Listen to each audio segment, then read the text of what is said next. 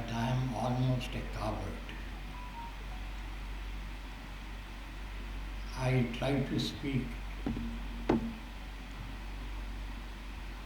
after writing what I want to say because I am really a very scared person. So I have penned a few lines. These are my thoughts, and I hope they represent your sentiments also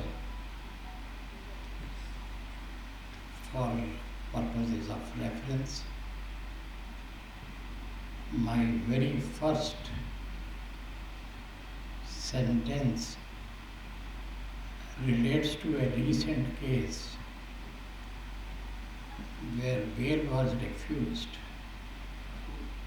without there being any file before the judge or even before the order under appeal was placed before him. It is in that context. With the laws becoming lawless and the courts passing draconian orders in appeal, even without going through the record or the order under appeal, what should one say? The truth is that truth should not be spoken, and what is not said, what is not expressed in words and syllable, should be taken as having been said. So, should deliberately suppressed thought be taken as having been expressed?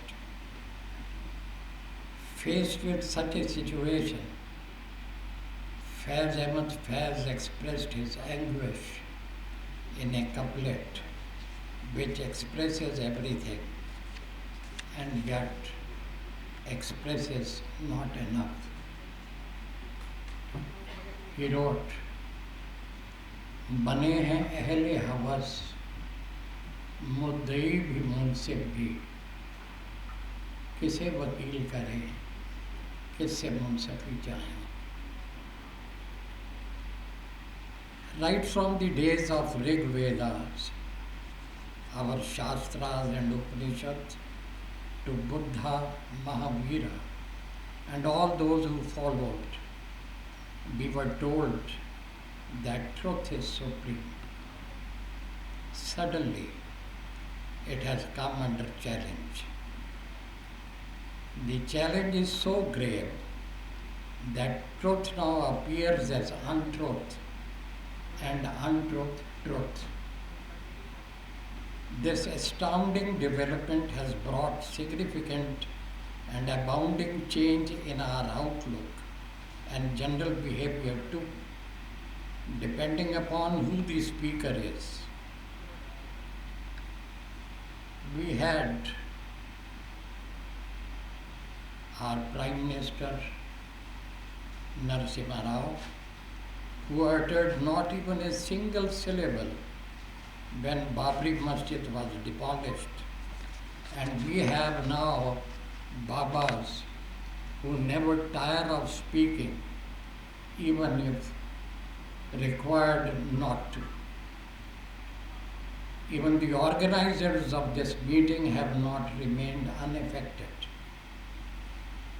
They have too invited this, an old haggard Baba, to speak to you today on a subject of which he hardly knows nothing. But speak he must. It has become our favorite pastime.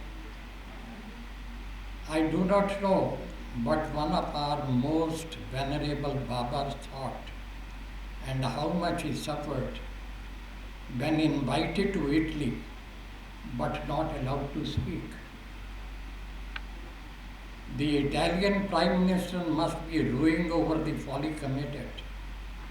But then, there is no dearth of such people in India too. Many writers returned their prestigious Sahitya Akademi Awards on our great and highly esteemed Vishwa Guru becoming the Prime Minister. They must now be ruing over their folly. Look, but great things have been done and achieved.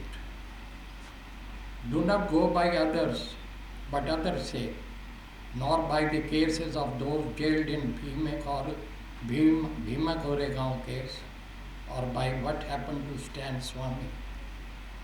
We remember what Mary Lawler, the UN rapporteur, had said on Stan Swami's death.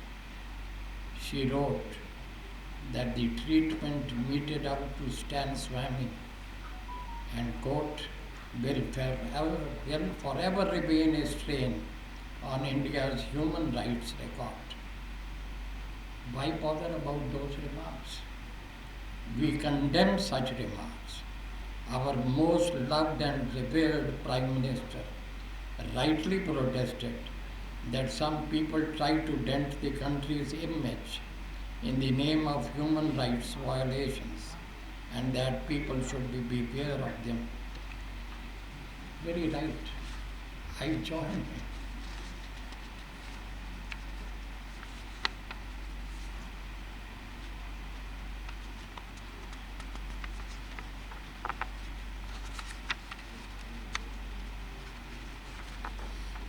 I also object to the UN Working Group on Arbitrary Detention, holding that Stan's deprivation of liberty was arbitrary and in breach of Article 9 of the UN International Covenant on Civil and Political Rights.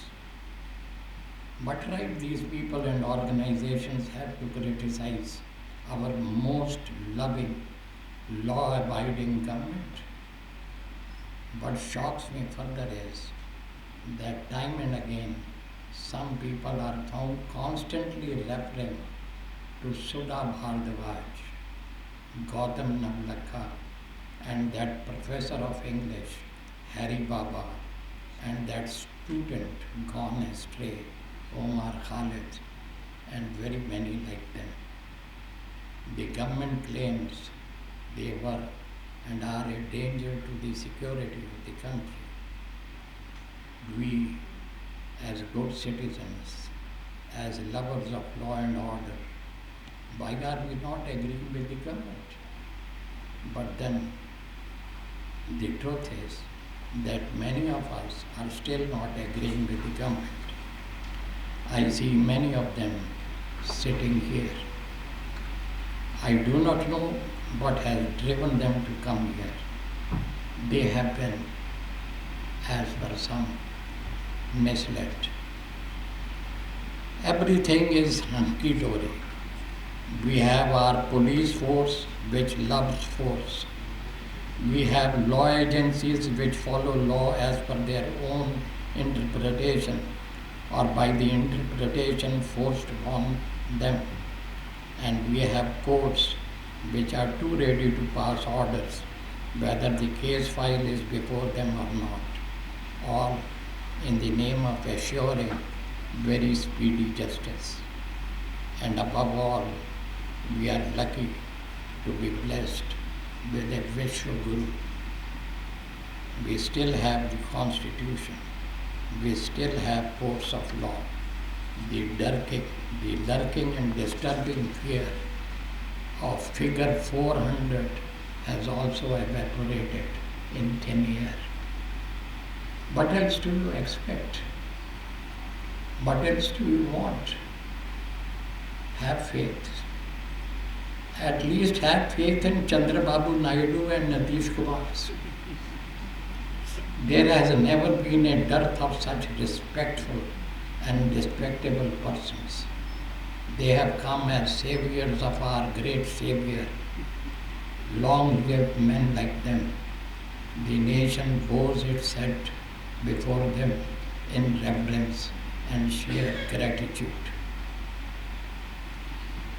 Let us, for some relief, change the scenario. let me take you to Pakistan.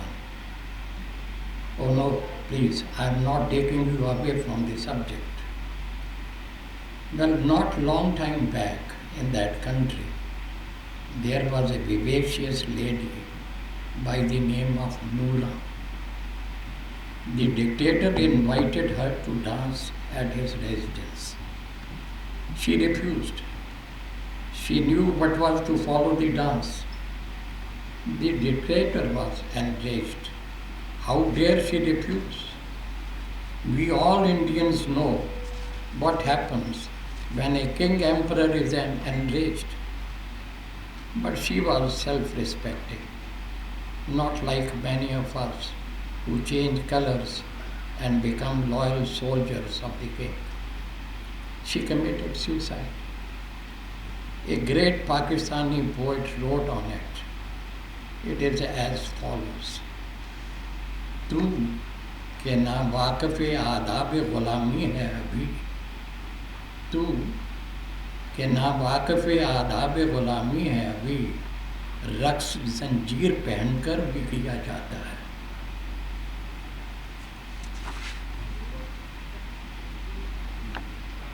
And now look at our own country.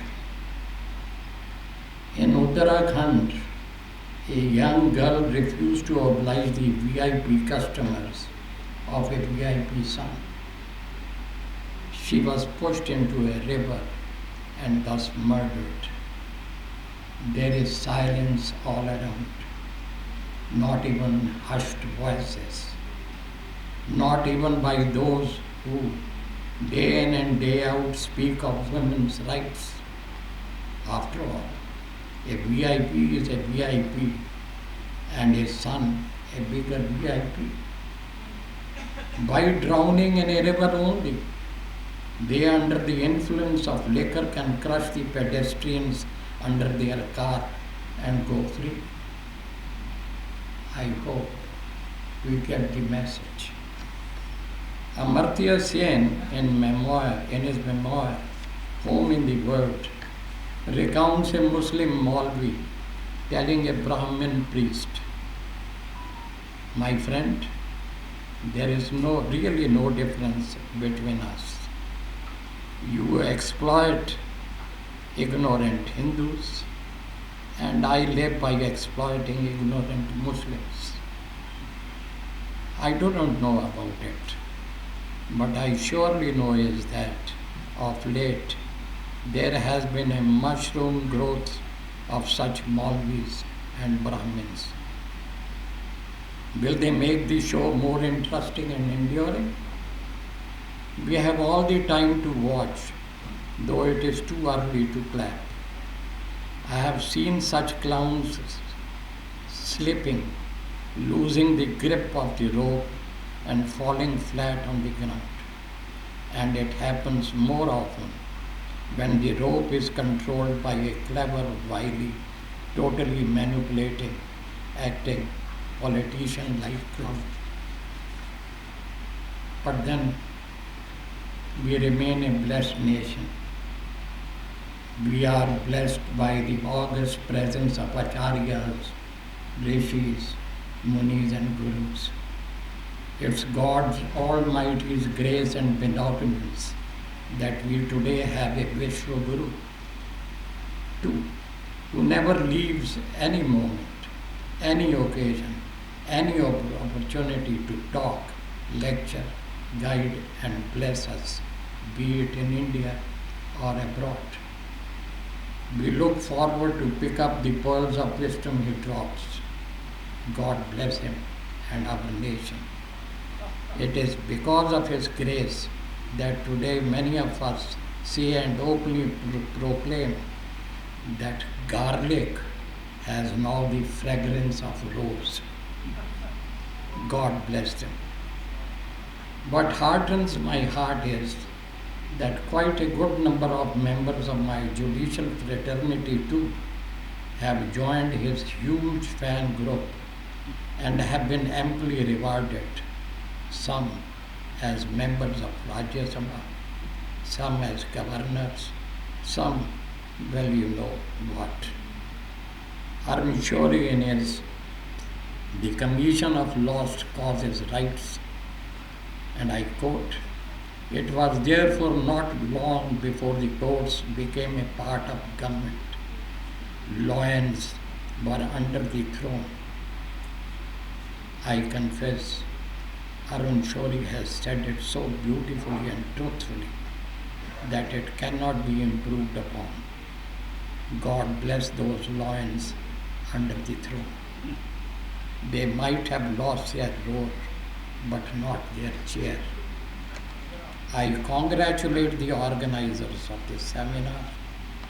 I congratulate you all too for having spared your time and having assembled here today.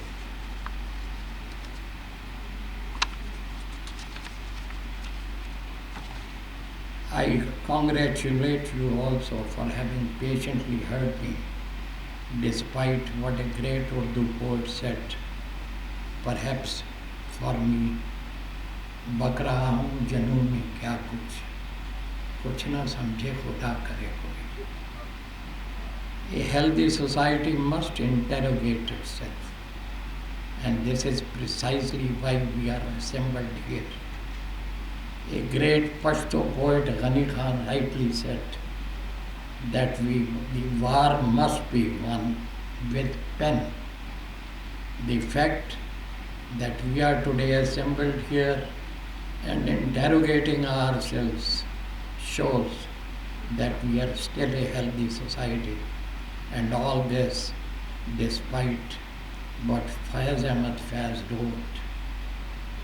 ये दाग दाग उजाला, ये शब गुज़ीदा सहर, वो इंतज़ार था जिसका, वो ये सहर तो नहीं. ये वो सहर तो नहीं जिसकी आरज़ू लेकर चले थे यार के मिल जाएगी कहीं ना कहीं, फलक के दश्त में तारों की आखिरी मंजिल. कहीं तो होगा शबे सुस्त मौज का साहिल, कहीं तो जाके रुकेगा सफ़ीना-ए ग़म दिल. But then he also wrote, वो सुबह कभी तो आएगी. Surely, we all are today assembled here for that day to dawn. Hope, after all, is eternal. Thank you very much.